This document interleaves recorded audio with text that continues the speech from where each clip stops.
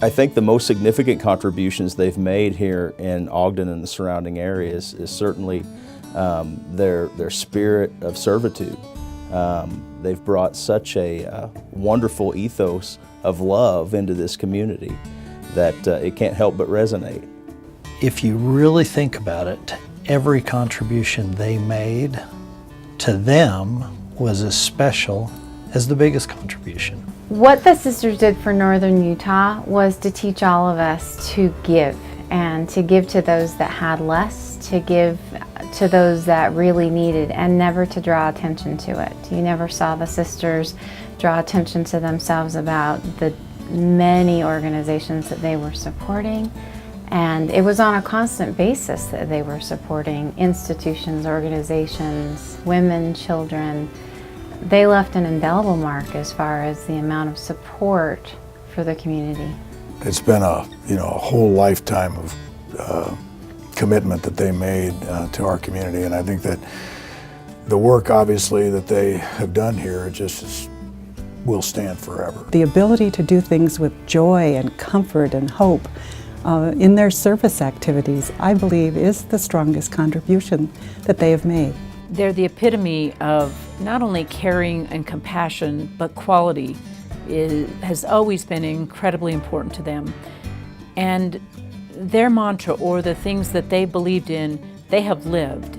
They have been an example of that to every one of us employees, every one of the public, every one of the patients, every one of the family members, physicians who've been involved with this hospital or this community have been touched by them. They were a constant reminder of what we were supposed to be doing here, which was to take care of patients. And it had nothing to do with the financial side of things. It was about caring for patients. The contributions that the Sisters of St. Benedict's have made to our community are far-reaching and really hard to put into words, but I think personally, when I think about their contributions, I think about just the environment of love and caring that they have always fostered and created. I think they gave life to our community. They gave us that spark that we needed. I look back at the history of these amazing individuals, and I see the quiet revolution, that they planted seeds for things that happened during their time and will continue to happen. The most valuable thing that they gave to the organization and to the community was a sense of humanity. And I look at them and resonate to their example of just goodness, unselfishness, willingness to help people without any expectation of reward. And that to me has been just a marvelous, marvelous gift.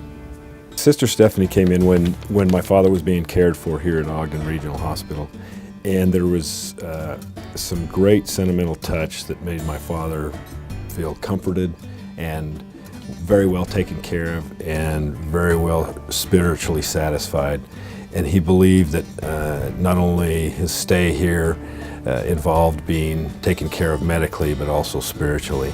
And in January of 1996, my son Joe, who was 11 months old at the time, was hospitalized here at Ogden Regional with pneumonia. And my wife was terrified.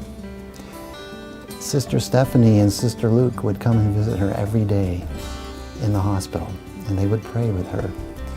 And even though my wife was terrified, she said after those visits, she knew that everything was going to be fine. Sister Mary put her arms around my mother and gave her a hug.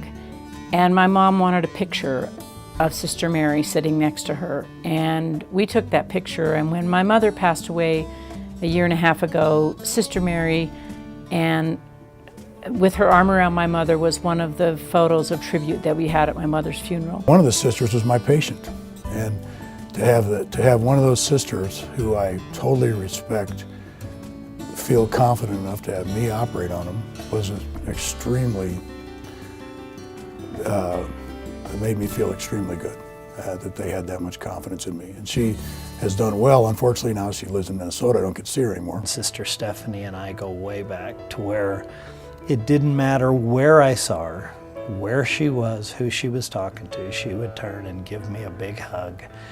And that meant more than a hug from anybody else. She was just a very special lady. Sister Luke, one time I remember she was in the front lobby here at the volunteers desk, greeting people as they came through. And I, for one, I don't know why I did this, but there were a lot of people out there, and I thought, you know, her habit has always appeared to me like the hood that's on the back of one of those old cameras.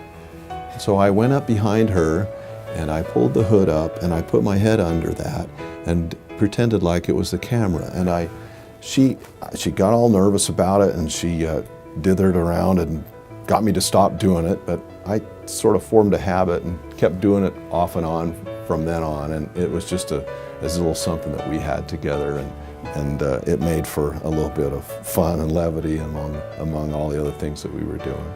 I was covering a meeting, and it was kind of in the dark in the timber mine, and I was having a slow handwriting day. I wasn't really keeping up with what people were saying, and so I went to Yvonne afterward and said, do you have the program or some notes or something that you'd printed up? And so she gave me Sister Danielle's notes. Well, later that day, Sister Danielle asked Yvonne for the notes back. And Yvonne was really afraid to tell Sister Danielle that she'd given them to me without permission. And so we had this plan where I was to sneak to the monastery the next morning and give Yvonne the notes before Sister Danielle got there. And so anyway, so I get there, I have the notes, I'm trying to kind of hide them, and I see Sister Danielle and I'm all embarrassed. And so then we get to Yvonne, and Yvonne said, oh, don't worry, I already confessed.